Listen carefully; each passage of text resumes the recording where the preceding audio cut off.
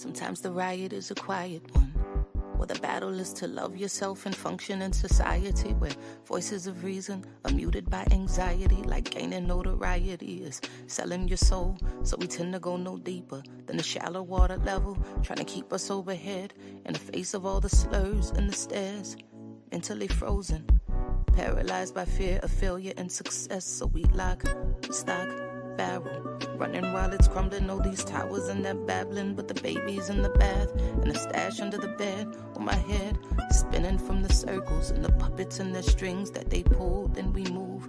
Reactionary warfare never produces winners on the field. Feeble and foolish, what tools and what weapons are we using? We need some new ones. Real revolution, it's real solutions. What we've taken on the ways of the ones who conquer with their guns and religion and division. Got my inner me looking like my enemy. Real revolution,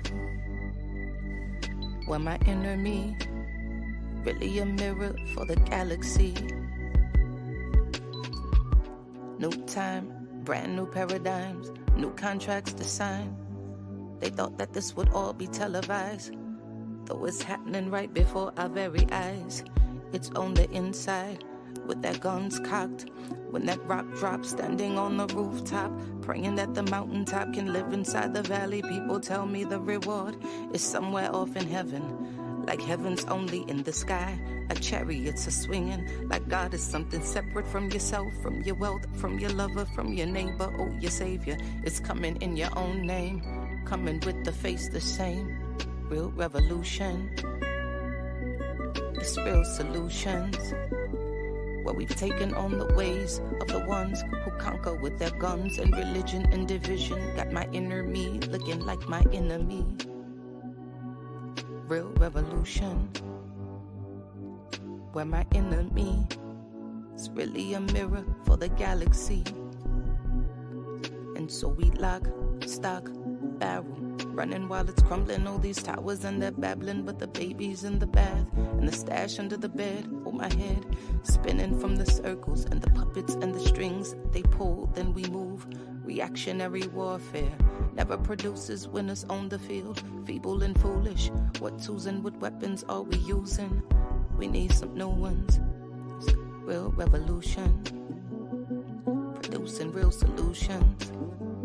Because we've taken on the ways of the ones who conquer with their guns and religion and division.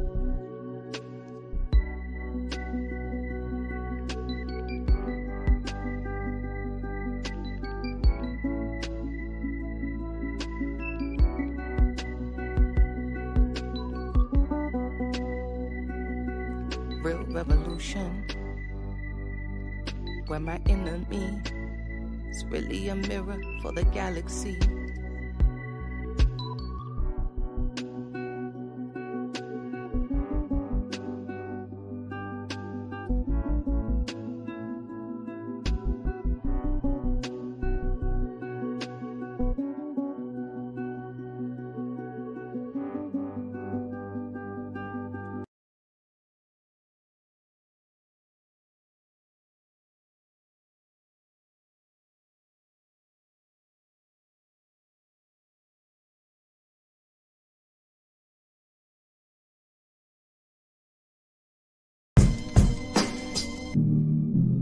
Grandmama used to pray, oh Lord, please save them from the evil snares and all the dangers that entangle. Yea, though they walking through the valley of the shadows, just prepare and make them fit for every battle. Because I know they bound to come, and I know they bound to fall, but in your bounty, Lord, preserve their beautiful. Right, we still surviving off of grandma's prayers, surrounded by the jungle and the lion's den. Tread light, cause these traps is inconspicuous. They hide right in plain sight, thinking we don't see them when they linger. Look right beneath the surface, then leave a trail of corpses. Crisis, prices, your life a disposable commodity. Like living in this fantasy, conditioned to believe that the system even cares. Whether selling CDs or walking or driving or reading, look, they don't even need a reason. It's just you breathing and being black. When it's such a pretty fall, it don't seem like we falling at all, at all. It's just a GMO dream where things are never really what they seem. Please cue the violins, tell them just to play me something pretty. Cause this gritty city got me screaming bloody murder. Said it got me screaming. This gritty city got me on some. Look, get your hand up on my pocket. Distraction, so lazy they use the same tactics. Like condom with some trinkets, just don't let them get to thinking. That light bulb gets a blinking. You know niggas and ideas. Oh dear, my dear, you may not know me, but I know you very well. Foresight, they say hindsight is 2020.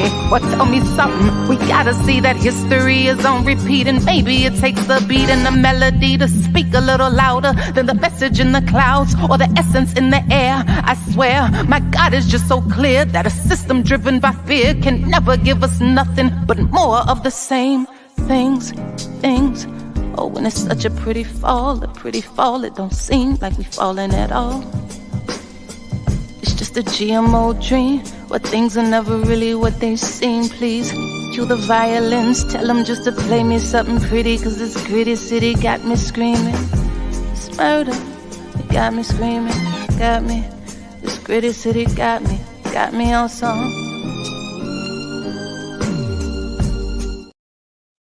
What's happening? What's happening? What's happening? Can y'all hear me?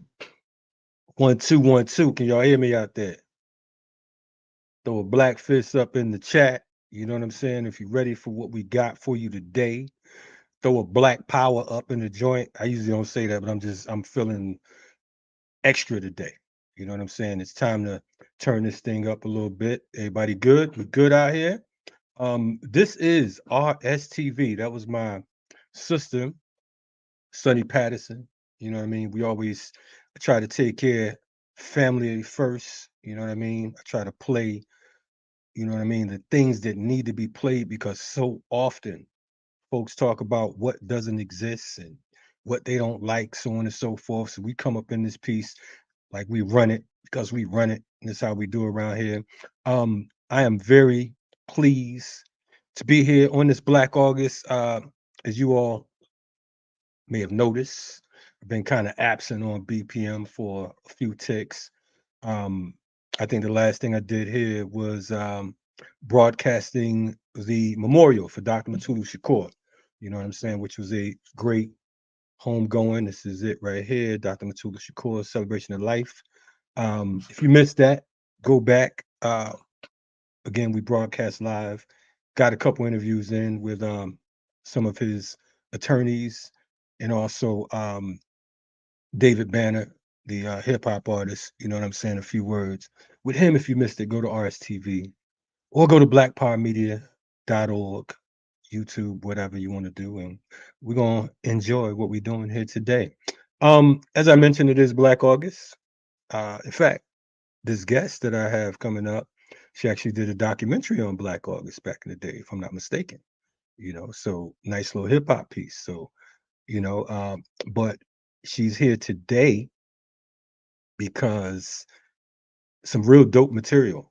I mean, you have the whole, some of you know her from The Source magazine, dope journalist.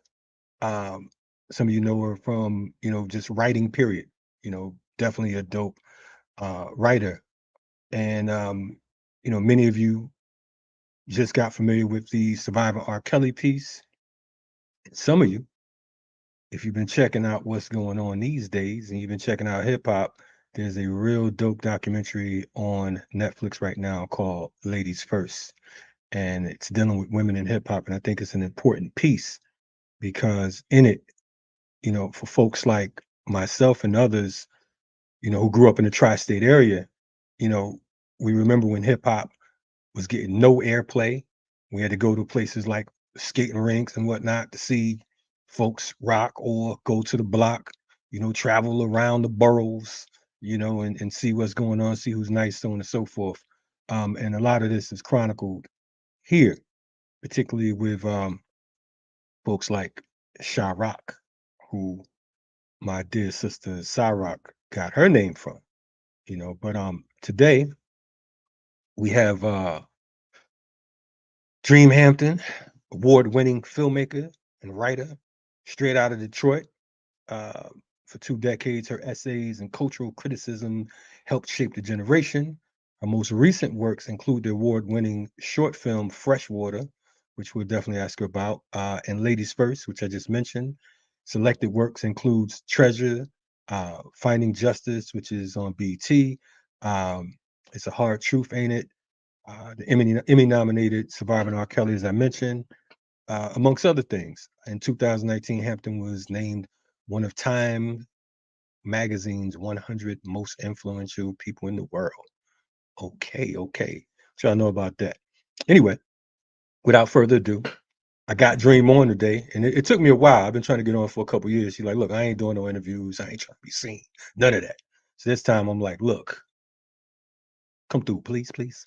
Anyway, without further ado, Dream Hampton, what's happening, Dream? How you feeling?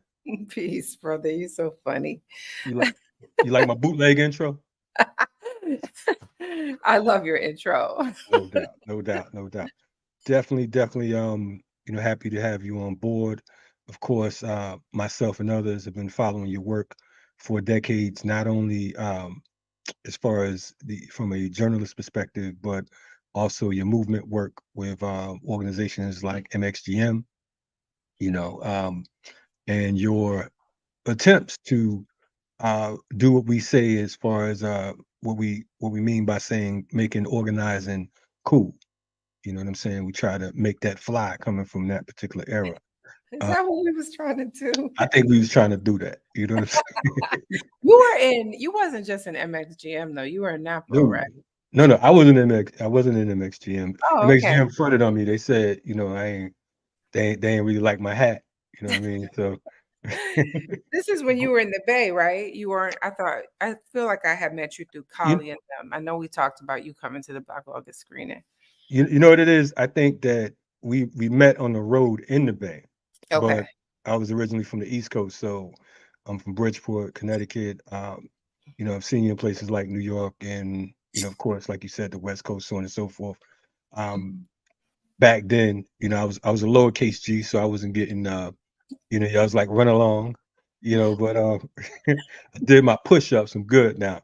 But Oh. anyway, don't mind me. I'm on one today. I But couldn't join Napa because I was smoking weed. They you was like, smoking weed? Oh, "Mhm." okay, okay, okay. So we had that in common. Matter of fact, I think I met you. I was high. But anyway, Yeah, you couldn't be in NAFO, New African People's Organization, if you didn't have that discipline around not smoking. So oh, I okay. had to be in the mass movement or MXGM. Yeah, well, some of the citizens didn't get the memo because they was burning with me. But anyway, I ain't snitching though. Yeah, so man, you've been doing a whole lot of powerful work, over the years. Mhm. It's good to see you grow. You Yeah, I know, hope so. um, Thank you. growth is always a beautiful thing, and it's Yeah, been man. yeah, yeah, yeah, it's been impactful. Um, you know, for folks who are unfamiliar and not familiar with your person, if you could give us a brief bio, because I'm just realizing you're from Detroit. For some reason, I always thought you was from the East Coast as well. No, that's my whole bio that I'm a Virgo Okay, from Detroit. Virgo from Detroit. Yep, that's it. Okay, well, that works. Okay. You, I'm sorry that you had that longer one that talking about Time magazine and all that stuff. I what I used to have on my site was I'm a filmmaker and writer from Detroit. no Uh, doubt, no doubt, so no I doubt. don't, and everything It, else. Yeah, I don't tied even up call no myself more. an organizer anymore because um I don't. It's why I've never called myself a journalist. Right, journalists report. You Right, know. right, There was a time when I used to write in the last century. I used to write when I was in film school, and with organizing, it's such a 36-hour a day job right, that and there are gaps in my, like, if I were to look back at whatever, I don't call it a career, but my life, there are whole years when there's no filmmaking, no kind of creative output because I was organizing and working on campaigns and stuff like that. So the idea of an artist activist to me is not one that I've ever been able to find balance. I was either going hard organizing, or I was like, okay, I can't take none of those calls. I can't be in a million meetings. I can't do this work, be out in the streets. I gotta do this film work. Um, so it's always been like it's either or. It's not a hyphen. You know, I respect that Mhm. because so many folks, you know, claim different things, and it's like, you know, and sometimes it's none of it, you know, none of them actually, you know, quite match.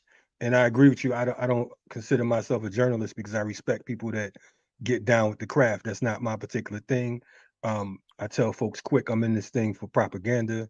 This Mhm. is, you know, in some fashion or form, even if I'm not talking about movement, somehow it connects back to it. So that's what I'm here for. So Yeah.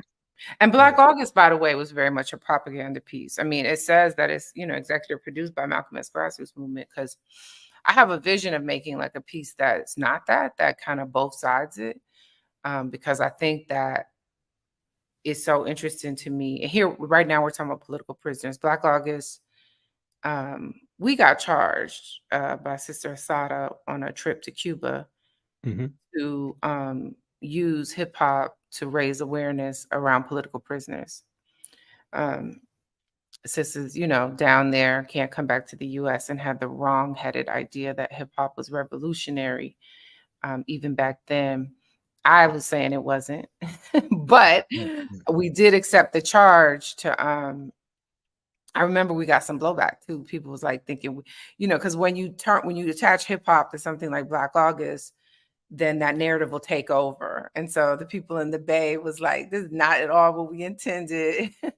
right, right, right. When Brother Golden and George Jackson, we started doing this for Qatari and under the kind of instruction that George gave us when he was alive around doing this Ramadan style fasting for Black August. Um, which is a sun up to sundown fast. The brothers would, I'm sure you've already talked about this on your show, but you said you Right, took a right, right. break. So we in Yeah. Black August is mid-month. Brothers would wear a black armband around their, to show inside that they were observing Black August, and it was a time of deep study um, and building and community building inside the prison. Started at San Quentin and eventually made its way throughout the system. Like a lot of negative things we saw gang culture spread. Not that gang culture is like a negative, but you know what I'm saying? We saw gangs kind of spread throughout the prison, and George was offering an alternative to that.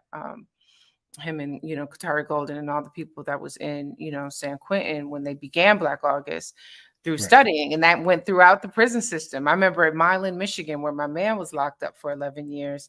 One of my closest friends, not my man, but my man, as in my dude. Hmm. Right, right, um, my homie from 8th grade who was incredible at this game called Equations. But anyway, he got locked up.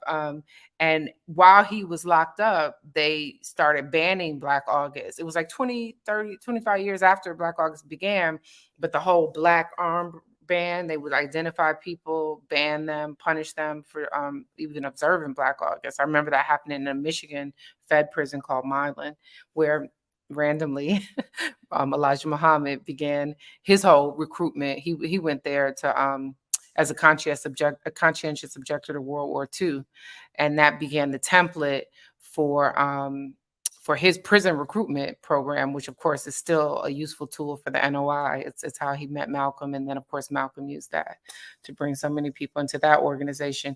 But anyway, that was digressive as heck. The No, point no, is, no, no, no. So check it. Not, I mean, since you're on that, right? right, That's our initial meeting right there. I was actually a part of the Black August organizing committee.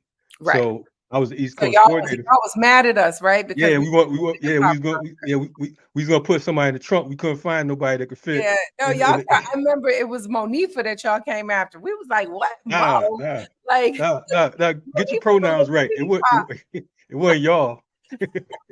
Nah, that was the OGs, of course. Yeah, They were definitely upset because of the fact that, like you said, and you said it so eloquently, sometimes, you know, um, folks get caught up in the phenomenon opposed to the actual practice. So, like you said, a lot of folks, they loved, and me being a hip hop head, I love to see, the hip hop message spread, but at the same time, we're talking about the political prisoners. So always making sure that we kept that in the forefront Yeah. was the main objective. But yeah, And that's yeah, I mean, and trust me, when Asada asked us to do this, right? So I was saying that we got this charge, this call. I wasn't even at that one. That was like, I think 99 or maybe 2000 when Lumumba, maybe Asha, Monifa went down for the Lorena Craighead. They all went down for the World Youth Conference in Havana. right. And it was at that meeting that Asada was asking us, because she always cares about, I was a part of the Hands Off Asada campaign, Right. like totally working on our propaganda message. I was the media contact, and um, she, while she like loved that we were keeping her name, uplifted in a certain way, her concern was always about her Kodi, Sundiata, about Sekou and Matulu, who were like serving time because of her, because they had the audacity and the courage and the principle to go in there and bring her home. So like she wanted us to lift up. At the time, there was a little, I don't want to call it traction because, the brother still is inside and some of these other folks have come home. But Mumia Right. Abu Jamal was not a cause celeb because, again, Mumia is a good brother. But his case had the most kind of light, right? And we would go down there as a chapter, the New York chapter of MXGM. We would drive to Philly. We would sit in the courtroom for his dates, to be there in solidarity with all the local Philly organizing, grassroots organizing that was happening. And anyway, Asada, anyone could see that because it was an international. Mumia's case had become international.